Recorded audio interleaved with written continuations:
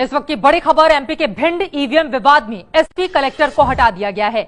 चुनाव आयोग में आज कांग्रेस और आम आदमी पार्टी ने शिकायत की थी। इसके बाद भिंड के अफसरों पर गाज गिरी है। कुल 19 अधिकारियों को हटाया गया है। अटेर में विधानसभा चुनाव है और कल ईवीएम की चेकिंग की जा रही थी, तब 2 बार बटन दबाने पर बीजेपी की पर्ची निकलने का आरोप लगा है। ब्रजेश राजपूत हमारे संवाददाता जुड़ चुके हैं ज्यादा जानकारी लेकर। ब्रजेश, और क्या बताएंगे आप? देखिए, बड़ा फैसला है चुनाव आयोग का। जिस तरीके से भिंड में 9 तारीख को अटेर विधानसभा का उपचुनाव हो रहा है, उसमें जो मध्य प्रदेश की मुख्य निर्वाचन अधिकारी सलीना सिंह वहां गई, उन्होंने जो उस मशीन को टेस्ट किया जिस मशीन से पहली दफा इलेक्शन होने वाला है, जिसमें मतदाता जो भी बटन दबाएगा उसके साथ उसने जहां वोट दिया है, वीवीपीटी कहते हैं जिसको, उस मशीन से उसका सिंबल निकलेगा।